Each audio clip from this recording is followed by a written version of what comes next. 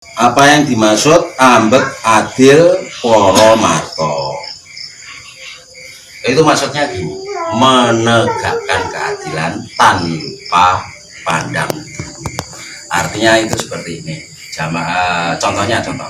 Contoh zamane Ratu Sima, itu kan ratu yang adil. Zaman Ratu Sima Jepara itu kan adiknya punya salah pun dihukum.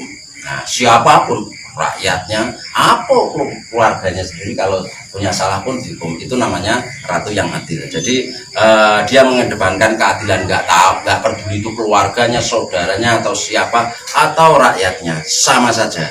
Kalau dia menegakkan keadilan, menegakkan kehukuman, ya harus ditegakkan setegas-tegasnya. Nah, itu yang dimaksud seperti itu, kurang lebihnya seperti itu. Artinya seperti itu. Apa yang dimaksud berbudi bawa laksana? Berbudi bawa laksana itu berbudi luhur, yang mana dia itu apa yang dia katakan, apa yang dia perbuat itu sama apa yang dia laksanakan. Maksudnya seperti ini, seseorang itu tidak boleh hanya berkata saja. Berkata dalam arti dia bisa berkata, tapi dia tidak bisa menjalankan. Kan banyak, dia bisa menyuruh seseorang atau apa saja, dia bisa menyuruh, tapi dia tidak bisa melaksanakan apa yang dia perbuat. Maksudnya begini, dia mudah menyuruh seperti ini dan itu, menyuruh seperti ini dan itu, tapi seseorang tersebut tidak bisa melaksanakan, tidak sesuai dengan apa yang dia katakan. Jadi perilakunya itu tidak sama seperti apa yang dia perilakunya katakan. Dia berkata sama perbuatannya tidak sesuai, tidak sama, kurang lebih artinya seperti itu.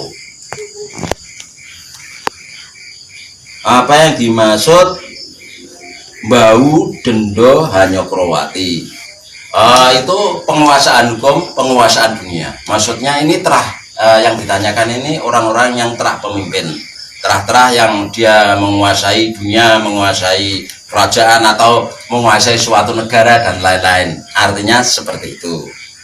Terus apa yang dimaksud gung binatoro? Gung binatoro itu artinya memiliki kekuasaan, memiliki area, memiliki kekuasaan, itu gung binatoro. Ini yang ditanyakan tadi dari 4 gung binatoro, bahu dendo hanya krowati, berbudi bawa laksana, ambek adil para marto, itu yang dimaksud itu sifat-sifat pemimpin. Sifat-sifat pemimpin harus punya 4 sifat yang dimaksud seperti ini. Ini bahasa Jawa kurang lebih yang artinya seperti tadi itu. Terus ada yang tanya lagi, wanita sedang men, apakah boleh masuk berziarah ke Mbah Sunan? Dia tidak menyebut Mbah Sunan siapa. Perempuan men berziarah kemana saja boleh. Kok ke tempatnya Mbah Sunan, ke tempatnya Nabi saja, posisi men itu pun tidak dilarang. Yang dilarang itu kan kalau sholat di masjid saja, melewati masjid pun nggak apa-apa, Kak, hanya sekedar melewati, kan begitu. Anaknya Rasul pun pernah diutus Rasul ambil cawan ember itu melewati masjid, nggak apa-apa.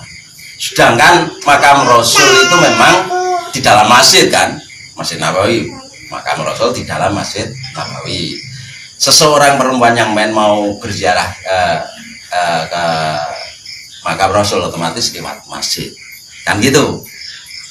Berdoa itu tidak apa-apa, berziarah pun tidak apa-apa. Yang tidak boleh kan yang perempuan yang sholat, perempuan main sholat. Ini apalagi yang ditanyakan ziarah ke tempatnya Mbah Sunan. Mbah Sunan siapa saja, ini maksud wali songo atau wali siapa saja.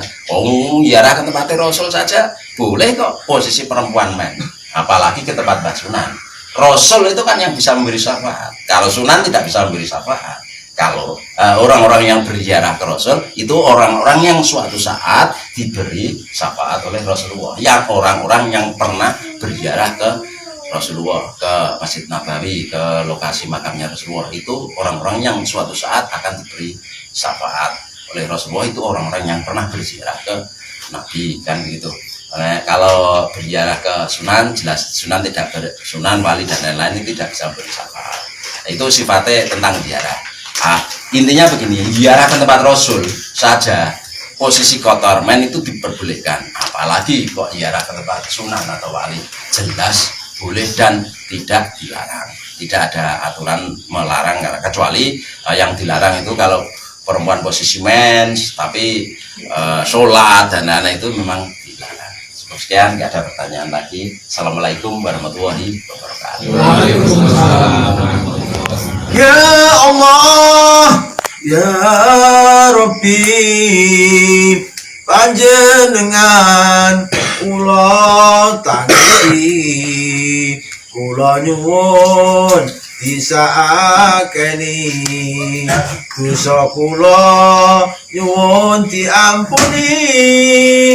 Para santri putra lan putri mulai iki sregep ngaji kanggo sangu yen wis mati, yen ditibali marang Gusti kabeh manusa bakal mati, yen wis mati terus diadusi ibu dunia dimenyai di pocong karo kain mari tidak terus disolati diloboke ning jero